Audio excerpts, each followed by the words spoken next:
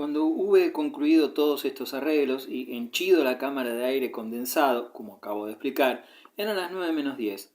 Durante todo el tiempo empleado en estas operaciones sufrí una horrible opresión respiratoria y me arrepentí amargamente de la negligencia, o más bien de la increíble temeridad que me había hecho dejar para el último momento un detalle tan importante. Mas apenas concluí comencé a recoger los beneficios de mi invención. De nuevo respiré con una libertad y una facilidad perfectas, y en resumidas cuentas, ¿por qué no iba a ser así? Además, me sentí gratamente sorprendido al descubrir que los vivos dolores que me habían atormentado hasta entonces se aliviaban casi por completo. Solo me resta un ligero dolor de cabeza acompañado de una sensación de plenitud o hinchazón alrededor de las muñecas, los tobillos y la garganta. Parecía evidente, por tanto, que gran parte del malestar originado por la falta de presión atmosférica había desaparecido y que muchos de los dolores experimentados durante las 2 últimas horas debían atribuirse exclusivamente a los efectos de una respiración deficiente. A las 9 menos 20 volví a efectuar el experimento después de haber cerrado la abertura de mi cámara. El mercurio alcanzó su límite extremo y dejó de funcionar el barómetro, que, como ya he indicado, era especialmente largo. Marcaba en ese momento una altitud de 132.000 pies, o sea, 25 millas. Por consiguiente, mi posición en aquel momento abarcaba una superficie terrestre no menor de las 320ª parte de la superficie total de la Tierra. A las 9 perdí de vista las tierras del este, no sin antes haber advertido que el globo derivaba rápidamente hacia el nor-noroeste. El océano debajo de mí seguía conservando su aparente concavidad, aunque mi visión se veía obstaculizada con frecuencia por las masas de nubes que flotaban de un lado a otro. A las 9:30 repetí el experimento de las plumas arrojando un puñado por la válvula. No flotaron, como yo esperaba, sino que cayeron verticales como una bala en macé y en gran velocidad, desapareciendo de mi vista en un segundo. No supe en un principio qué pensar de aquel fenómeno, pues no podía creer que mi velocidad de ascensión se hubiera acelerado de súbito tan prodigiosamente. No tardó en ocurrírseme, sin embargo, que la atmósfera estaba ahora demasiado rarificada para sostener una simple pluma y que, por lo tanto, caían vertiginosamente. Mi sorpresa se debía a las velocidades combinadas de su caída y de mi ascensión. A las 10 sucedió que no tenía nada que ocupase mi atención inmediata. Todo marchaba sobre ruedas y estaba seguro de que el globo ascendía con una rapidez creciente, aunque no tuviese medio alguno para apreciar su progresión. No sentía malestar ni dolor alguno y gozaba de mejor humor que en ningún momento desde mi partida de Rotterdam. Me entretuve pues en examinar el estado de los diversos aparatos y en renovar la atmósfera de la cámara. En cuanto a este último punto resolví repetirlo cada 40 minutos, más por preservar mi buen estado físico que por absoluta necesidad. Entretanto no pude impedirme forjar conjeturas sobre el futuro. Mi imaginación correteaba libre por las quiméricas regiones de la luna. Si por sintiéndose una vez al menos sin trabas, mi fantasía vagaba a su antojo entre las cambiantes maravillas de una tierra sombría e inestable. Unas veces eran selvas canosas, cayendo con estrépito en abismos sin fondo.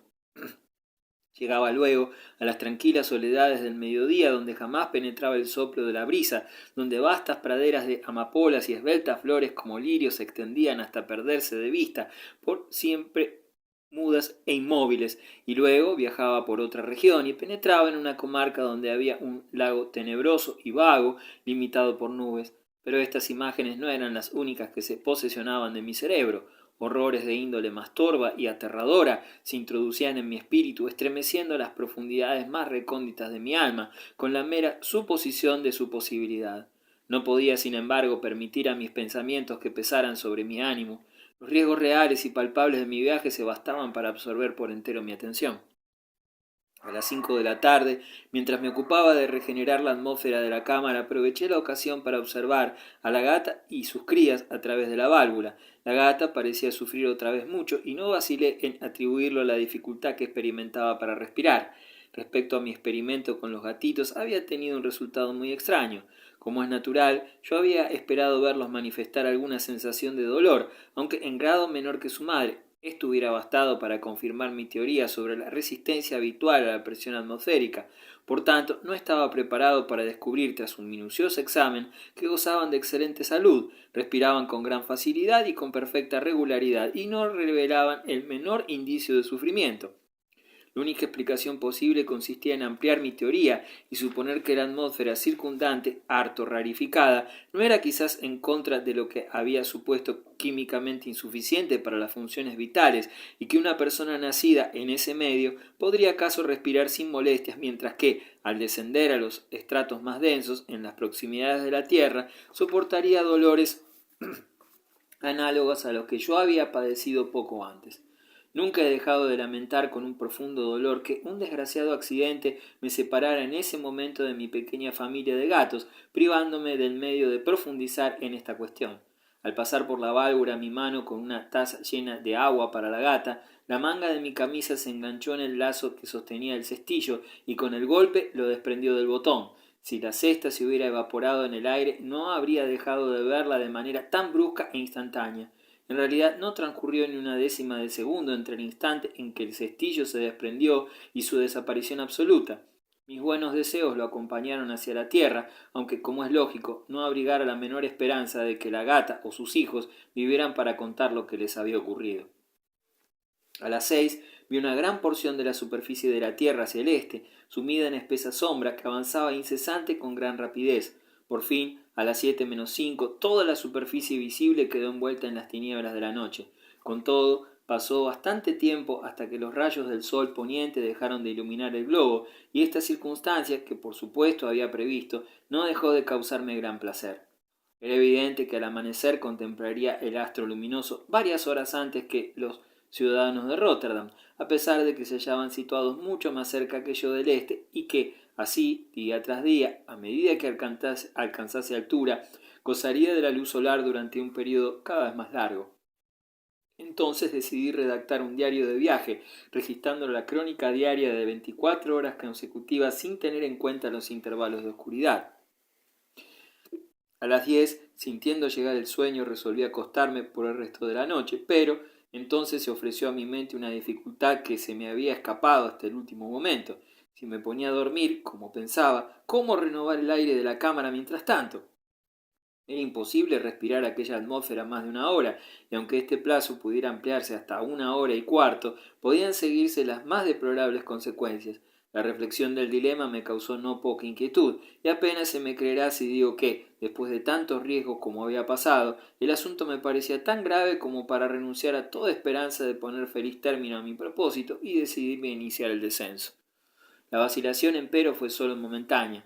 Pensé que el hombre es el más perfecto esclavo de la costumbre, y que 1000 casos de la rutina de su existencia considerados esenciales lo son tan solo porque se han convertido en hábitos. Era evidente que no podía pasarme sin dormir, pero muy bien podía acostumbrarme sin inconveniente alguno a despertar cada hora durante el tiempo destinado al descanso. Solo se requerían 5 minutos para regenerar íntegramente la atmósfera de la cámara, y la única dificultad radicaba en inventar un procedimiento que me despertase en el momento adecuado. Confieso que la solución de este problema me produjo cierto embarazo. Conocía, por supuesto, la historia del estudiante que, para evitar quedarse dormido sobre los libros, sostenía en la mano una bola de cobre cuya ruidosa caída en una jofaina del mismo metal, colocada en el suelo junto a la silla, servía para despertarle si se dejaba invadir por la modorra. Pero mi caso era muy diferente, y no había lugar para un expediente parecido.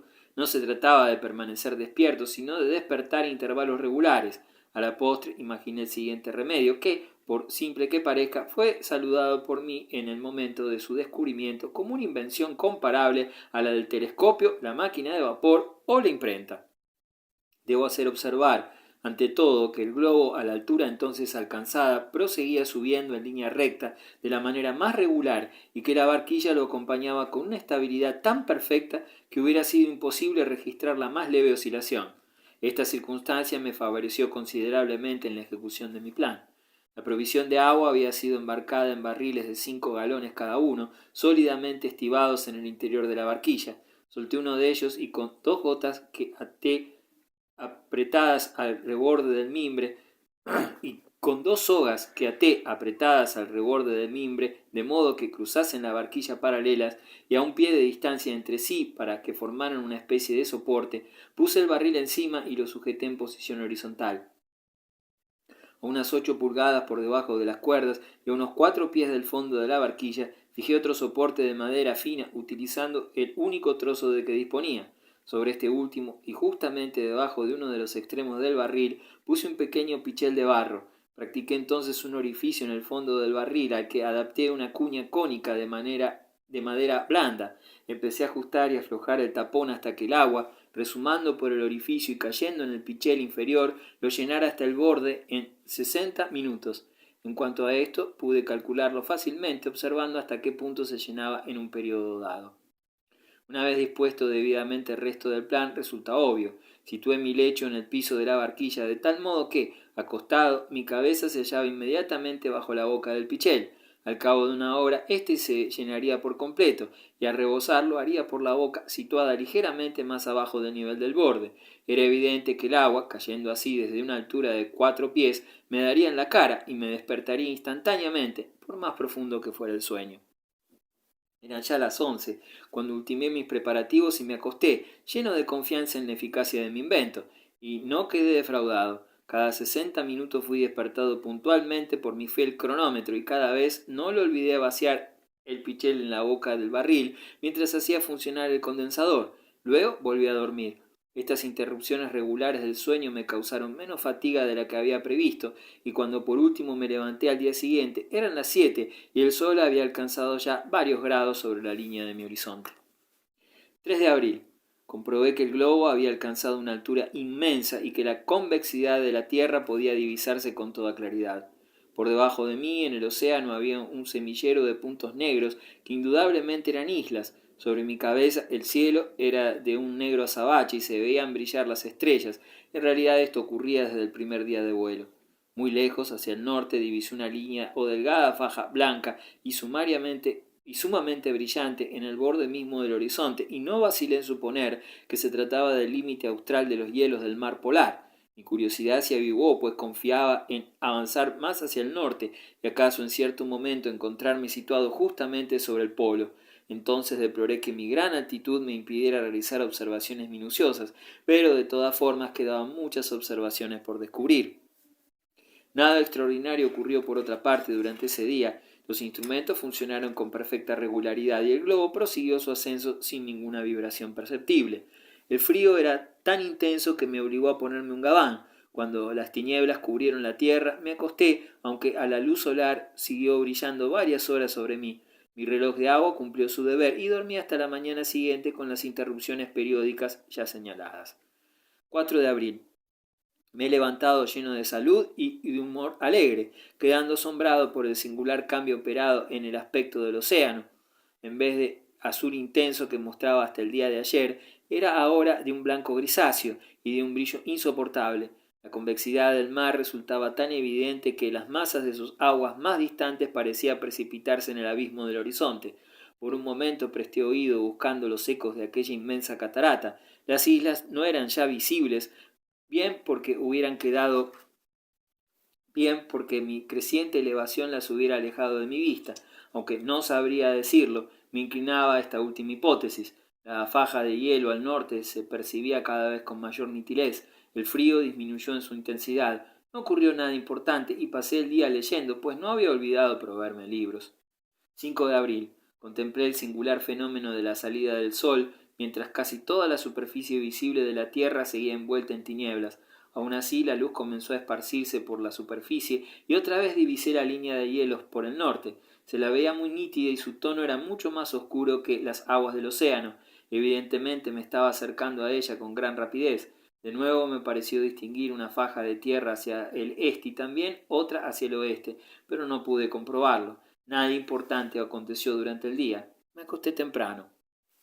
6 de abril. Tuve la sorpresa de descubrir la faja de hielo a una distancia bastante moderada, mientras un inmenso campo helado se extendía por el horizonte hacia el norte. Era evidente que si el globo persistía en su actual rumbo, no tardaría en situarse sobre el océano polar ártico. Ya no tenía dudas de que por fin podría distinguir el polo. Durante todo el día seguí acercándome a la zona de hielos. Al anochecer, los límites de mi horizonte se agrandaron repentina y sensiblemente debido, sin duda, a la forma esferoidal achatada de la Tierra y a mi llegada a las regiones aplastadas próximas al círculo ártico. Por último, cuando las tinieblas terminaron de envolverme, me acosté lleno de ansiedad, temeroso de pasar por encima de lo que tanto deseaba contemplar sin tener ocasión de hacerlo. 7 de abril. Me levanté temprano y con sumo gozo pude contemplar finalmente lo que no vacilé en suponer era el polo mismo. Allí estaba, sin duda, justo debajo del aerostato, pero me hallaba a tan enorme altura que nada podía distinguir en detalle.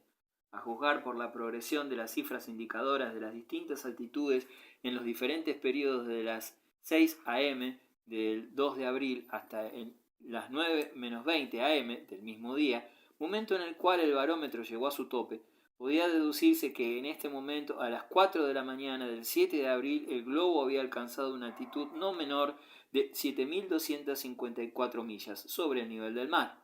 Aunque esta elevación pueda parecer inmensa, el cálculo sobre el cual la había basado era probablemente muy inferior a la verdad. En todo caso, bajo mis ojos tenía la totalidad del diámetro mayor de la Tierra.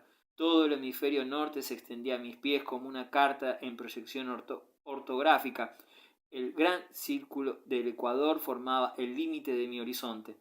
Vuestras excelencias podrán, pues, concebir fácilmente que las regiones hasta ahora inexploradas y confinadas en los límites del círculo polar ártico, si bien se hallaban situadas directamente debajo del globo y por lo tanto vistas sin la menor deformación, estaban demasiado empequeñecidas y situadas a una distancia excesivamente enorme del punto de vista como para admitir que mi examen alcanzara gran exactitud. Aun así, lo que de ellas pude divisar fue tan singular como excitante, al norte del inmenso borde de hielos antes mencionado, y que, salvo ligeras restricciones, puede considerarse como el límite de las exploraciones humanas en estos territorios, continúa extendiéndose una sábana de hielo ininterrumpida. En los primeros grados de ese avance, la superficie se aplasta sensiblemente hasta terminar en una planicie total, y por último en una concavidad que llega hasta el mismo polo, formando un centro circular claramente definido, cuyo diámetro parece subtendia en relación con mi globo, un ángulo de 65 segundos aproximadamente, y cuya coloración sombría de intensidad variable era más oscura que ningún otro punto del hemisferio visible, intensificándose a veces hasta llegar al negror absoluto. Más allá era difícil divisar algo.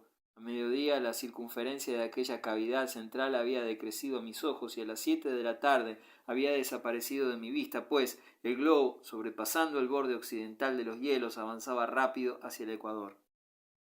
8 de abril. Noté una sensible disminución en el diámetro aparente de la Tierra, además de una alteración efectiva de su tonalidad y de su aspecto general. Toda la superficie visible participaba en diferentes grados de un tono amarillo pálido, que en ciertas zonas llegaba a adquirir un brillo doloroso para la vista. Mi perspectiva visual hacia abajo se hallaba obviada, además, considerablemente por la densidad de la atmósfera contigua a la Tierra y las masas de nubes que circundaban esa superficie apenas si permitían fisuras a mi vista para divisar aquí o allá jirones de nuestro planeta. Estas dificultades para la visión directa me habían venido molestando más o menos durante las últimas 48 horas, pero mi enorme altura actual acercaba y confundía las masas flotantes de vapores y el obstáculo se volvía, en proporción con mi ascenso, más perceptible cada vez. Pude, sin embargo, percibir fácilmente que el globo se cernía ahora por sobre los grandes lagos de Norteamérica y corría en derechura hacia el sur, lo cual debía llevarme muy pronto a los trópicos. No dejó de causarme la mayor satisfacción esta circunstancia, a la que saludé como presagio feliz de mi éxito final. Por cierto que la dirección seguida hasta entonces me había inquietado, pues era evidente que si se mantenía por más tiempo no me hubiera ofrecido posibilidad alguna de llegar a la Luna, cuya órbita se hallaba inclinada con respecto a la eclíptica en un ángulo de tan solo 5 grados, 8 minutos 48 segundos. Por extraño que parezca, solo en los últimos días de viaje empecé a comprender el gran error que había cometido al no efectuar mi partida desde algún punto terrestre situado en el plano de la elipse lunar. 9 de abril. El diámetro terrestre apareció hoy muy disminuido y la coloración de la superficie adquirió de hora en hora una tonalidad amarillenta más intensa. El globo siguió sin cesar su rumbo hacia el sur, llegando hacia las 9 de la noche a situarse sobre la costa septentrional del Golfo de México.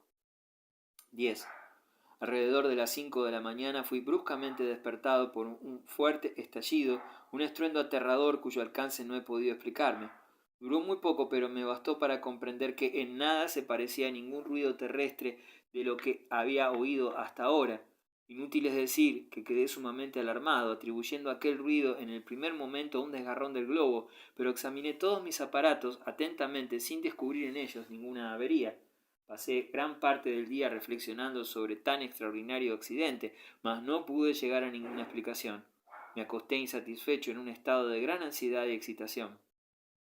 11 de abril. Noté una sensible disminución en el diámetro aparente de la Tierra y en considerable aumento por primera vez en el de la Luna, que alcanzaría su plenitud pocos días más tarde. A esta altura me vi obligado a realizar una prolongada y extenuante labor para condensar en la cámara el aire atmosférico suficiente para el mantenimiento de la vida. 12 de abril. Se produjo un singular cambio en la dirección del globo y aunque lo había previsto en todos sus detalles, me causó la más sincera alegría. Habiendo alcanzado en su primer rumbo el paralelo 20 de latitud sur, el globo giró bruscamente, volviéndose en ángulo agudo hacia el este, y así continuó durante todo el día, manteniéndose aproximadamente, si no del todo, en el plano exacto de la elipse lunar. Merece destacar que, a consecuencia de este cambio de ruta, se produjo una perceptible oscilación de la barquilla, oscilación que duró con mayor o menor intensidad varias horas. 13 de abril. Volví a alarmarme seriamente por la repetición del fuerte ruido que tanto espanto me había causado el día 10. Reflexioné largo tiempo sin llegar a ninguna conclusión satisfactoria. El diámetro aparente de la Tierra decreció ostensiblemente, subtendiendo con relación al globo un ángulo de poco más de 25 grados. La luna no podía verse por hallarse casi en mi cenit. Continuamos en el plano de la elipse, pero orientándonos algo hacia el este.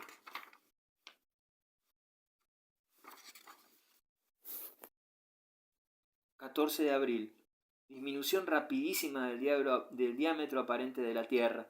Me sentí fuertemente impresionado ante la idea de que el globo corría ahora la línea de los ábsides hasta el perigeo o, en otras palabras, que mantenía la ruta directa que debía llevarlo hacia la Luna, siguiendo aquella parte de su órbita más cercana a la Tierra. La misma Luna se hallaba justo sobre mi cabeza y por consiguiente oculta mi vista. Dura y persistente labor necesaria para condensación de la atmósfera. 15 de abril. Ya no podía distinguir con claridad suficiente el contorno de los continentes y de los mares. Alrededor del mediodía escuché por tercera vez el espantoso ruido que me había sorprendido en 2 ocasiones. En esta duró algunos momentos y acrecentó su intensidad. Por fin, cuando sobrecogido de asombro y terror permanecía en espera de no sé qué terrible destrucción, la barquilla fue sacudida violentamente y una gigantesca y llameante masa de una materia que no pude distinguir pasó con el estruendo de 1000 truenos bramando junto al globo. Cuando mi temor y mi asombro se mitigaron, supuse lógicamente que se trataba de algún enorme fragmento volcánico, expelido desde aquel mundo al que me acercaba con tanta rapidez y con toda probabilidad una de esas sustancias recogidas a veces en la Tierra y que, a falta de mejor denominación, se llaman meteoritos. 16 de abril. Mirando hacia arriba como pude, es decir, desde cada una de las ventanillas laterales, contemplé con gran contento una pequeñísima porción del disco lunar que sobresalía, por decirlo así, hacia todos lados más allá de la enorme circunferencia del globo. Una viva agitación se adueñó de mí, pues no cabía la menor duda de que me acercaba al término de mi peligroso viaje. El trabajo que requería ahora el condensador había aumentado considerablemente y apenas si permitía tregua a mis esfuerzos. No cabía siquiera pensar en dormir. Me sentía indispuesto y todo mi ser tambaleaba extenuado. Parecía imposible que la naturaleza humana soportara por más tiempo un sufrimiento tan intenso. Durante el ahora brevísimo intervalo de oscuridad, un nuevo meteorito pasó en las inmediaciones del globo y la frecuencia del fenómeno provocó gran aprensión en mi ánimo. 17 de abril. Esta mañana hizo época en mi viaje. Como se recordará, el día 13 la Tierra subtendía un ángulo de 25 grados, el 14 el ángulo disminuyó considerablemente, el 15 observé un decrecimiento aún mayor, y al acostarme la noche del 16 estimé que el ángulo no pasaba de los 7 grados y 15 minutos. ¿Cuál no sería mi asombro al despertar la mañana de ese día, tras breve y agitado sueño, y descubrir que la superficie de la Tierra por debajo de mí había aumentado súbitamente su volumen a tal punto que su diámetro aparentemente subtendía un ángulo no menor de 39 grados. Quedé estupefacto. Ninguna palabra podría expresar una idea adecuada del horror sumo y del absoluto asombro que me sobrecogieron, invadieron y anonadaron. Mis rodillas temblaban, los dientes castañeteaban convulsivamente y el cabello se me erizaba. Entonces el globo había estallado. Tal fue la primera idea que agitó mi mente. El globo había estallado y caíamos con la más violenta e incalculable velocidad. A juzgar por la inmensa distancia tan rápidamente recorrida, en 10 minutos nos estrellaríamos contra la superficie del orbe para hundirnos en la desintegración absoluta. Pero por último la reflexión vino en mi ayuda. Hice una pausa, medité y empecé a dudar. Era imposible, en modo alguno podía haber descendido a semejante velocidad. Además, aunque me acercase a la superficie que bajo mí tenía, no era una velocidad que estuviese en proporción con la que al principio había imaginado. Este pensamiento sirvió para calmar la agitación de mi mente y al cabo logré considerar el fenómeno desde un punto de vista racional. El asombro debía haberme privado en gran parte del uso de mis sentidos, pues no había sido capaz de apreciar la enorme diferencia entre la superficie que a mis ojos se extendía y la de la madre tierra, que se hallaba ahora sobre mi cabeza, completamente oculta por el globo, mientras la luna, la misma luna en toda su gloria, se hallaba a mis pies. El estupor y la sorpresa producidos en mi mente por este cambio extraordinario de situaciones fueron, quizás, la menos explicable de mi aventura, pues el bouleversement en cuestión no era sólo tan natural como inevitable, sino que lo había previsto desde hacía tiempo, sabiendo que debería producirse cuando llegase el punto exacto de mi viaje, en que la atracción del planeta fuera superada por la del satélite, o más exactamente, cuando la gravitación del globo hacia la Tierra fuera menos poderosa que su gravitación hacia la Luna. Cierto que yo acababa de salir de un profundo sueño, con todos los sentidos embotados ante la contemplación de un fenómeno que, no por esperado, resultaba menos sorprendente. En cuanto a mi cambio de posición, debió producirse de manera suave y gradual. De haberme hallado despierto en el momento en que se produjo, difícilmente hubiera podido darme cuenta por alguna señal interna, es decir, por cualquier molestia o trastorno de mi persona o de mis aparatos. Resulta casi inútil indicar que, al recobrar el justo sentido de mi situación, y una vez superado el terror en que se sumieron todas las facultades de mi espíritu, mi atención se concentró por entero en el aspecto físico de la luna. Se extendía a mis pies como un mapa, y aunque consideré que se hallaba a una considerable distancia, los detalles de su superficie aparecían con una definición tan asombrosa como inexplicable. La total ausencia de océanos o mares, incluso de lagos y ríos u otras extensiones de agua, me pareció a primera vista el signo más extraordinario de su condición biológica. Advertí, sin embargo, por extraño que parezca, varias regiones planas de carácter evidentemente aluvial, aunque la mayor parte del hemisferio visible se hallaba cubierta de innumerables montañas volcánicas de forma cónica que ofrecían el aspecto de protuberancias más artificiales que naturales. La más alta no excedía de las 3 millas y 3/4 de elevación perpendicular. Un mapa de las regiones volcánicas de los Campi Fleckeri proporcionaría a vuestras excelencias una idea más perfecta de aquella superficie que cualquier torpe descripción que me creyese en el deber de intentar. La mayoría de aquellos volcanes se hallaban en erupción y me daban una idea aterradora de su furia y su potencia mediante los repetidos truenos de los mal denominados meteoritos que subían hasta el globo en línea recta con una frecuencia aterradora. 18 de abril. Hoy comprobé un considerable aumento en la masa lunar aparente. La velocidad evidentemente acelerada de mi descenso comenzó a alarmarme.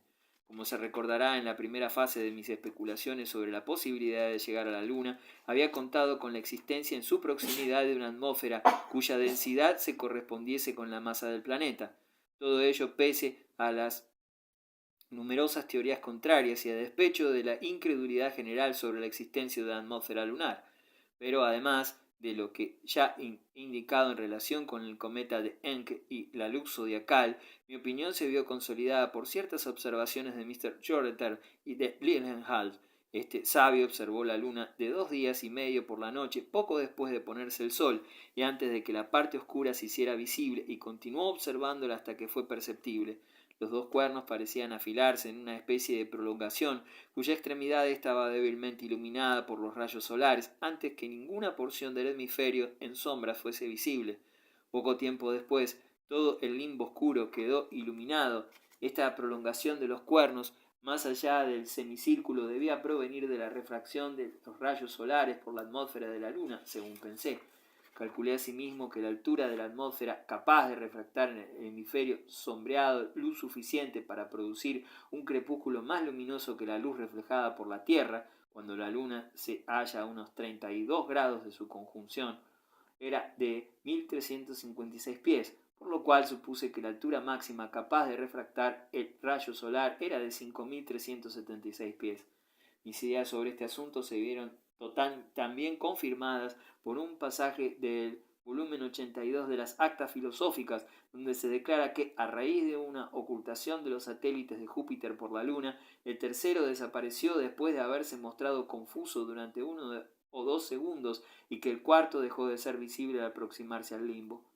Debo confesar que confiaba plenamente en la resistencia, o más bien en la sustentación de una atmósfera cuya densidad había imaginado, a fin de llegar sano y salvo a la Luna. Después de todo, si me había equivocado, no me quedaba nada mejor que hacer sino esperar, como final de mi aventura, ser pulverizado en átomos contra la rugosa superficie del satélite.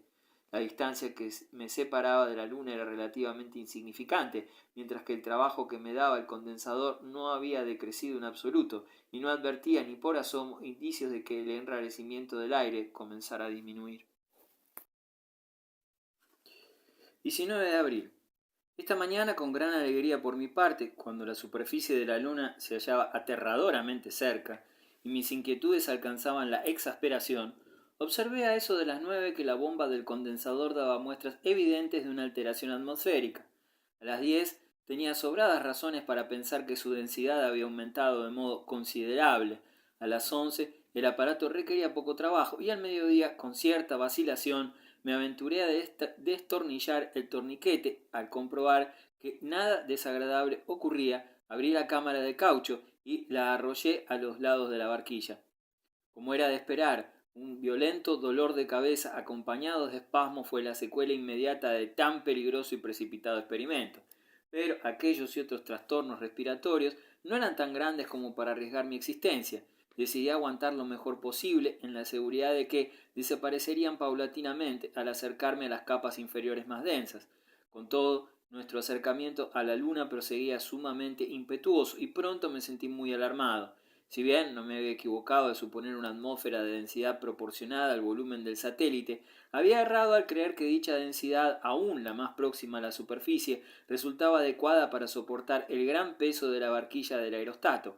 Así debería haber ocurrido, y en el mismo grado que en la superficie terrestre, admitiendo la gravedad real de los cuerpos en uno y otro planeta en razón a la condensación atmosférica. Pero no era así, como demostraba mi precipitada caída. La razón de ello solo puede explicarse teniendo en cuenta las posibles perturbaciones geológicas a las que antes aludí.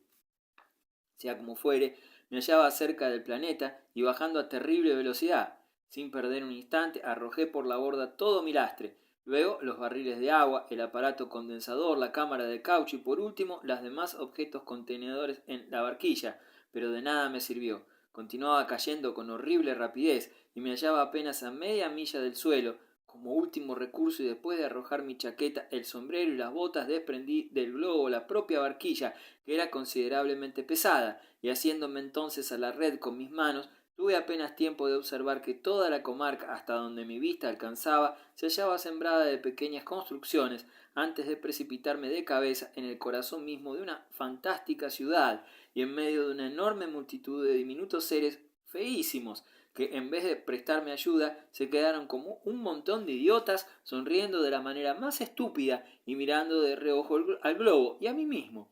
Alejándome de ellos con desprecio, alcé los ojos al cielo para contemplar la tierra, que no hacía mucho había abandonado, acaso para siempre, y la vi como un enorme y oscuro escudo de bronce de 2 grados de diámetro aproximadamente, inmóvil y fija en los cielos y guarnecida en uno de sus bordes por una media luna de oro más brillante. Imposible descubrir indicios de continentes o mares. El conjunto estaba orlado de manchas variables y se advertían como fajas las zonas tropicales y ecuatoriales.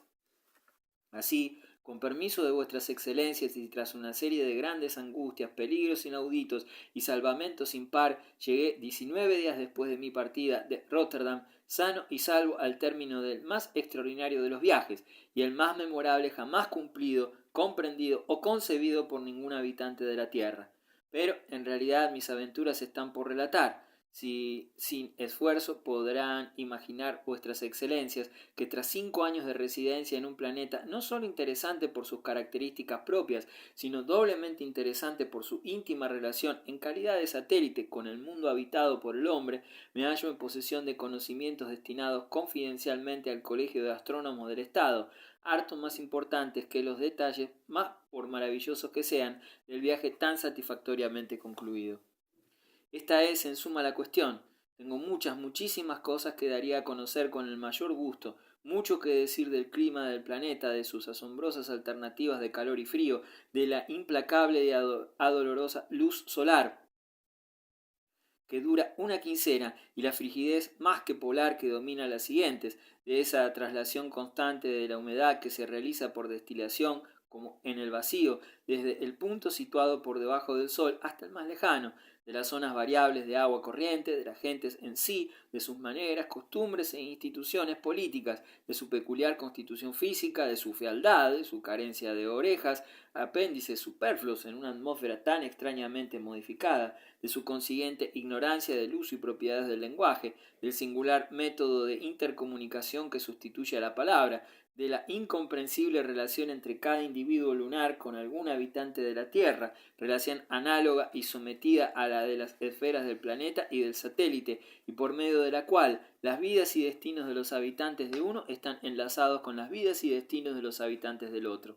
Y, por encima de todo, si place a vuestras excelencias, de esos sombríos y horrendos misterios relegados a las regiones exteriores de la Luna, regiones que, debido a la concordancia casi milagrosa de la rotación del satélite sobre su propio eje con la revolución sideral en torno a la Tierra, jamás han sido expuestas y nunca lo serán, si Dios quiere, al examen de los telescopios humanos.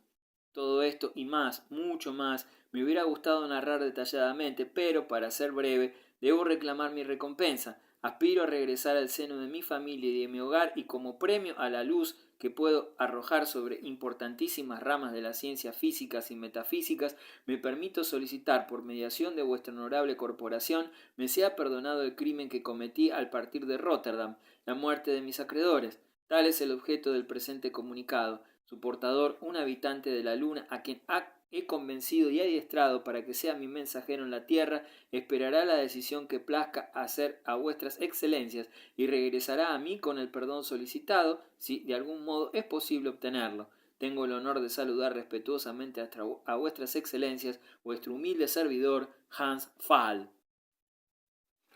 Se cuenta que al concluir la lectura minuciosa de tan extraordinario documento, el profesor Rubadub dejó caer al suelo su pipa en el colmo de la sorpresa, mientras Mein Herr Superbus von Underduk, luego de quitarse los anteojos, limpiarlos y guardarlos en sus bolsillos, olvidó su dignidad, hasta el punto de girar 3 veces sobre sus talones en la quintesencia de la estupefacción y el asombro.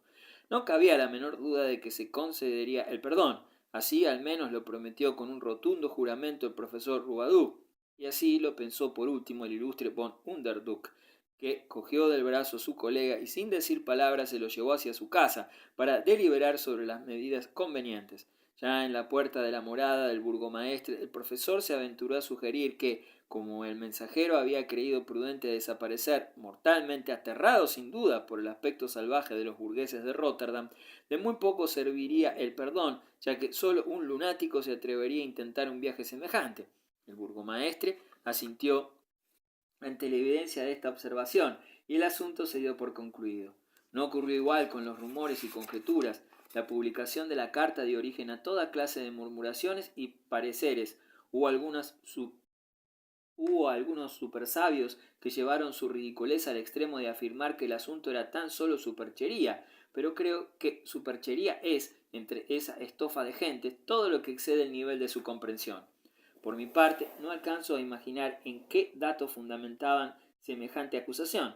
Veamos lo que decían. Primero, que ciertos guasones de Rotterdam tenían especial antipatía a ciertos burgomaestres y astrónomos. Segundo, que un enano de extraño aspecto, nigromante de profesión, cuyas 2 orejas habían sido cortadas al ras de la cabeza en castigo de alguna fechoría, había faltado varios días de su casa en la vecina ciudad de Brujas. Tercero, que los periódicos pegados alrededor del pequeño globo eran periódicos holandeses y por lo tanto no podían proceder de la luna. Eran unos papeles sucios, sumamente sucios, y Gluck, el impresor, podía jurar sobre la Biblia que habían sido impresos en Rotterdam. Cuarto, que el mísero borracho de Hans Pfaall y los 3 holgazanes que llaman sus acreedores fueron vistos en persona 2 o 3 días antes, todo lo más en una taberna de los suburbios cuando volvían precisamente con mucho dinero en los bolsillos de un viaje a ultramar. Y por último, que la opinión más generalmente admitida, o que debería serlo, es que el Colegio de Astrónomos de la ciudad de Rotterdam, al igual que todos los restantes colegios de todas las partes del mundo, para no tener que mencionar a los colegios y astrónomos en general, no es, para dejar ya el tema, ni mejor, ni más grande, ni más sabio de lo que debería serlo. Puesto que la burlesca historia de la Luna tiene engañadas a muchas más personas de las que voluntariamente lo admitirán, puede proporcionarle cierta diversión mostrar cómo nadie debió aceptar el engaño, señalando los detalles del relato que hubieran bastado para establecer el verdadero carácter.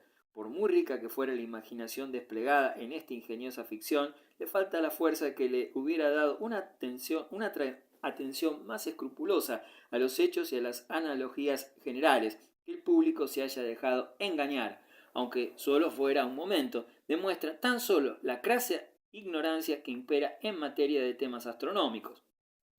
La distancia de la Tierra a la Luna es en números redondos de 240.000 millas. Si deseamos averiguar cuánto podrá acercar aparentemente un telescopio el satélite a cualquier otro objeto, bastará con dividir la distancia por el aumento, o más exactamente por el poder de penetración en el espacio de las lentes.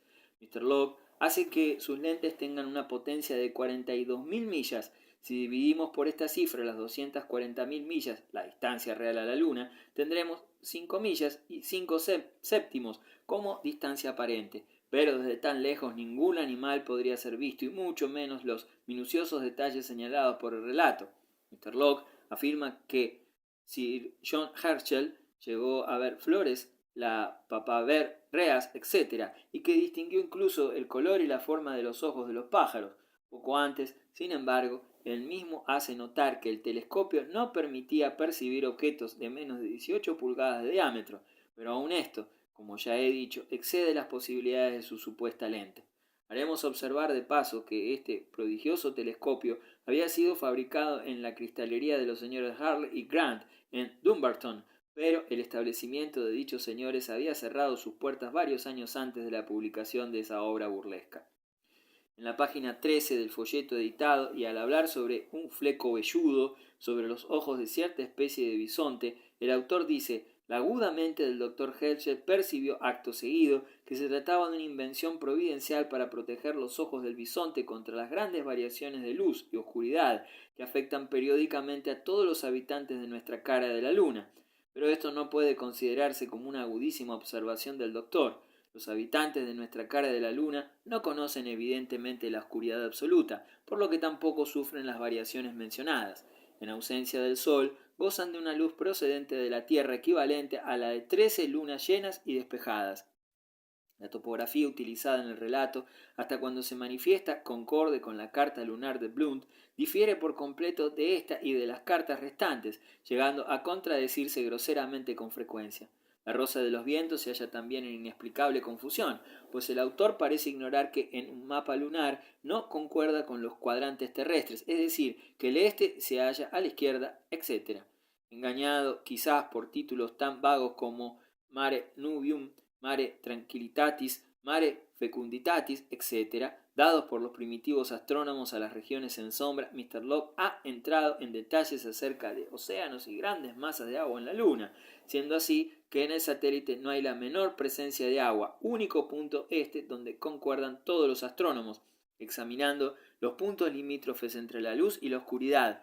En Luna creciente es convexa. Allí donde cruza alguna de esas regiones en sombra, la línea divisoria parece quebrada e irregular, lo cual no ocurriría si aquellas zonas estuvieran llenas de agua. La descripción de las alas del hombre murciélago en la página 21 no es sino copia literal de la explicación dada por Peter Wilkins sobre las alas de sus isleños voladores. Este simple detalle debería haber bastado al menos para suscitar recelos. En la página 23 encontramos lo siguiente: qué prodigiosa influencia debe haber ejercido nuestro globo, 3 veces mayor sobre este satélite, cuando era un embrión en el seno del tiempo, el sujeto pasivo de la afinidad química. Esto es muy bello, pero cabe objetar que ningún astrónomo hubiera formulado jamás semejante observación, sobre todo en un periódico científico, ya que la Tierra no es solo 3, sino 49 veces mayor que la Luna, en el sentido determinado. Una objeción parecida puede aplicarse a la totalidad de las páginas finales, donde a modo de introducción a ciertos descubrimientos sobre Saturno, el filósofo corresponsal procede a dar un minucioso informe sobre dicho planeta digno de un colegial, y esto en el Edinburgh Journal of Science. Pero hay un punto en particular que debió revelar la ficción en toda su franqueza. Imaginemos por un momento la posibilidad de contemplar animales en la superficie de la Luna. ¿Qué sería lo que atraería primero la atención de un observador terrestre? ¿Su forma, tamaño y demás peculiaridades o su notable posición? Parecerían estar caminando con los pies hacia arriba y la cabeza hacia abajo, a la manera de las moscas sobre el techo. El verdadero observador hubiese lanzado al instante una exclamación de sorpresa, por más preparado que estuviera ello por un conocimiento previo, ante la singularidad de esa posición, mientras que el observador ficticio no menciona siquiera la cuestión, sino que habla de haber visto todo el cuerpo de dichas criaturas, cuando, como hemos demostrado, no podía haber visto más que el diámetro de sus cabezas. Para concluir, puede asimismo hacerse observar que el tamaño y especialmente las facultades de los hombres murciélagos, por ejemplo, su destreza para volar en una atmósfera tan enrarecida, si es que realmente hay atmósfera en la Luna, así como muchas de las otras fantasías referentes a la vida animal y vegetal, discrepan generalmente con todos los razonamientos analógicos sobre dichas cuestiones, y que en casos la analogía suele llevar a demostraciones concluyentes.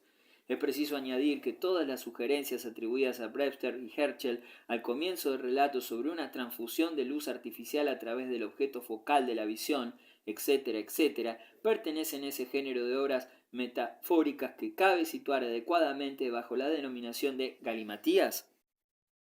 Hay un auténtico límite real y muy definido para el descubrimiento óptico entre las estrellas, un límite cuya naturaleza necesita sólo ser enunciada para ser comprendida. Si todo lo requerido fuese el vaciado de grandes lentes, la ingeniosidad humana llegaría a proporcionar todo lo que se le pidiera y tendríamos lentes de cualquier tamaño deseado, pero desgraciadamente en proporción con el aumento del tamaño de las lentes y por tanto con la potencia penetrante va disminuyendo la luz del objeto contemplado por la difusión de los rayos, y contra este inconveniente la habilidad humana ningún remedio puede inventar, pues todo objeto es contemplado gracias a la luz que él emana, sea directa o reflejada. Así, la única luz artificial que podría servir a Mr. Locke sería aquella que se proyectara no sobre el objeto focal de la visión, sino sobre el objeto mismo a contemplar, es decir, sobre la luna. Se ha calculado fácilmente que cuando la luz procede de una estrella, llega tan difusa y débil como la luz natural procedente de la totalidad de las estrellas en una noche clara y sin luna, cuando la estrella deja de ser visible para todo fin práctico. El telescopio del conde de Ross, recientemente construido en Inglaterra, tiene un speculum con una superficie de refracción de 4,071 pulgadas cuadradas. El telescopio de Herschel solo tenía 1,811. El tubo metálico del telescopio de Ross tiene 6 pies de diámetro, es decir, que en los bordes presentaba un espesor de 5 pulgadas y media y de 5 en el centro. Pesa 3 toneladas y su distancia focal es de 50 pies. Últimamente he leído un singular y bastante ingenioso librito.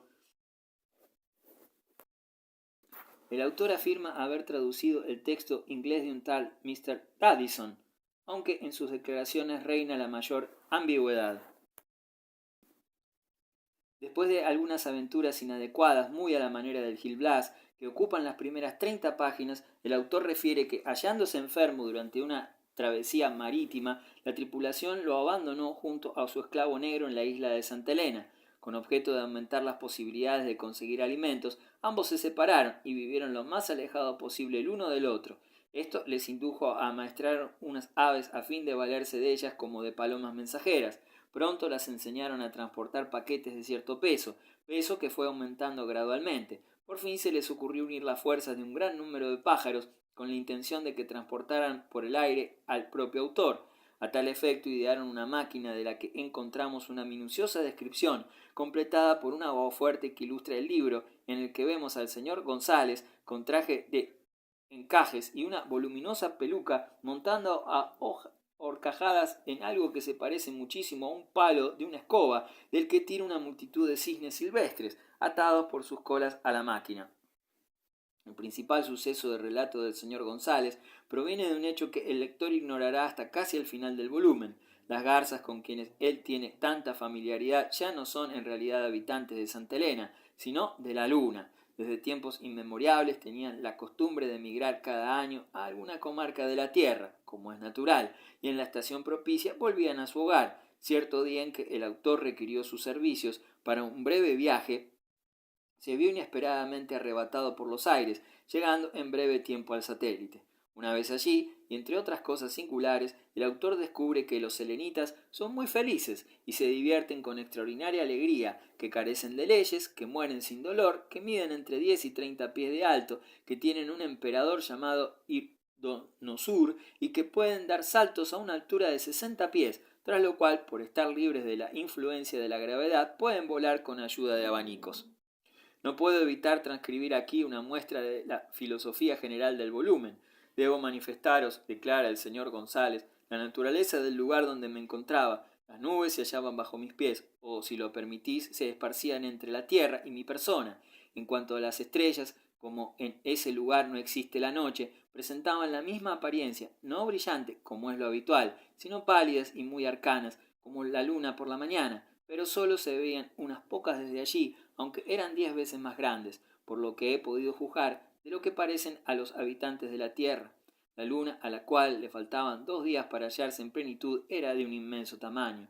No debo olvidar aquí que las estrellas aparecían por el lado del globo orientado hacia la luna y que su proximidad con ésta se debe que parezcan tan grandes. Debo asimismo manifestaros que, hiciera buen tiempo o reinara la tempestad, siempre me encontré exactamente entre la luna y la tierra. Estoy persuadido de ello por 2 razones. Primero, porque mis garzas volaban siempre en línea recta, y segundo, porque cuantas veces se detenían para descansar, éramos arrastrados insensiblemente alrededor del globo de la Tierra. Pues yo acepto la opinión de Copérnico, quien afirma que el globo terráqueo nunca deja de girar de este a oeste, no sobre los polos del equinoccio, vulgarmente denominados polos del mundo, sino sobre los del zodíaco, cuestión esta de la que propongo hablar in extenso en el futuro, cuando tenga tiempo libre para refrescar mi memoria con la astrología que estudié en Salamanca durante mi juventud y que después he olvidado. A pesar de los errores subrayados en bastardilla, el libro no deja de retener nuestra atención, por cuanto proporciona un ingenuo ejemplo de las nociones astronómicas usuales en aquel tiempo. Una de estas pretende que la fuerza de la gravedad sólo se extendía a corta distancia de la superficie de la Tierra, y por consiguiente vemos a nuestro viajero arrastrado insensiblemente alrededor del globo, etc. Ha habido otros viajes a la Luna, pero ninguno de tan altos méritos como el que acabo de mencionar, pues el de Bergerac carece por completo de sentido. En el volumen tercero del American Quarterly Review se inserta íntegramente una detallada crítica de una cierta expedición de esta clase, crítica en la cual resulta difícil discernir si el autor expone la estupidez del libro o su propia y ridícula estulticia en cuestiones de astronomía. He olvidado el título de la obra, pero los medios para realizar el viaje son de una concepción todavía más deplorable que las garzas de nuestro ingenuo amigo, el señor González. Cierto aventurero, al excavar la tierra, descubre cierto metal peculiar sobre el que la luna ejerce una poderosa atracción. Inmediatamente construye un cajón de ese metal que, al desprenderse de sus ataduras terrestres, lo arrebata por los aires y lo transporta acto seguido hasta el satélite. El vuelo de Thomas O'Rourke es un jeu d'esprit no del todo desdeñable, que ha sido traducido al alemán.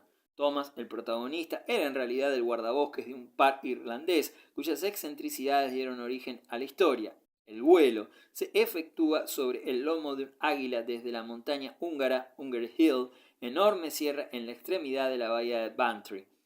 En estas diversas publicaciones o folletos, la intención es siempre satírica, pues el asunto consiste en la descripción de las costumbres lunares y su comparación con las nuestras, las terrestres. En ninguna hay el menor intento de verosimilitud en los detalles del viaje mismo para que resulte plausible. Los autores parecen ser en cada caso totalmente incultos respecto a la astronomía. En Hans Pfaall, la originalidad del propósito estriba en haber intentado dar cierta verosimilitud al relato con la aplicación de principios científicos hasta donde la caprichosa naturaleza del tema lo permite, a un verdadero viaje de la Tierra a la Luna. Fin.